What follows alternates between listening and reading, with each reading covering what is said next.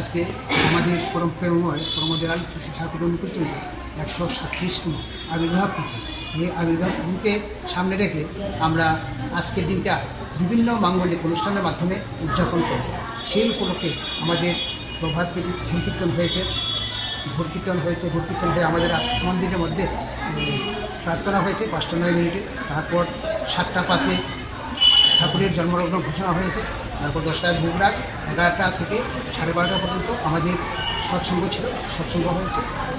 এখন আমাদের 27টি উপজেলা কেন্দ্র, কল্যাণপুর সৎসঙ্গ কেন্দ্র মন্দিরের অন্তর্গত 27টি উপজেলা কেন্দ্রে দুস্থ দাদা এবং মায়েরা আছেন, তাদেরকে আমরা বস্ত্র বিতরণ করার একটা সিদ্ধান্ত আগেই নিয়েছিলাম। সেই আজকের দিনটাকে সামনে রেখে আমরা সেই অনুষ্ঠানকে সেই প্রোগ্রামটা নিয়েছি এবং সেই প্রোগ্রামটা এখন চলছে। 27টি উপজেলা কেন্দ্রে আমাদের সর্বমোট এখানে 115 জন দাদা এবং মায়েদের আমরা বস্ত্র বিতরণ চলছে, আমরা বস্ত্র বিতরণ করছি।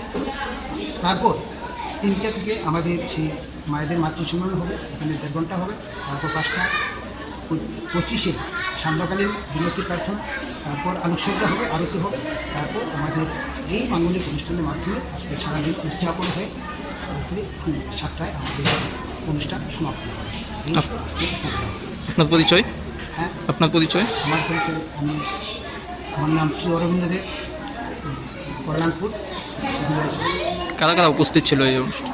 এই অনুষ্ঠানে আমাদের পার্শ্ববর্তী শ্রদ্ধেয় ঠাকুরের স্পেয়ার শ্রদ্ধেয় সুভাষচন্দ্র সিং দাদা, আমাদের কল্যাণপুরের প্রাক্তন অধৈর্য কর্মী শ্রদ্ধেয় কৃপেশ পাল দাদা, আমাদের বর্তমান কল্যাণপুর কেন্দ্রের ঠাকুরের পাঞ্জাবের কর্মী শ্রদ্ধেয় কুমুদ রঞ্জন, প্রমোদ কুমার রায় দাদা এবং আরও বিশিষ্ট লোকেরা, বয়োজ্যেষ্ঠ এবং শ্রদ্ধেয় মায়ের এবং বিভিন্ন এলাকার প্রত্যেক সৎসঙ্গী গুরু ভাই এবং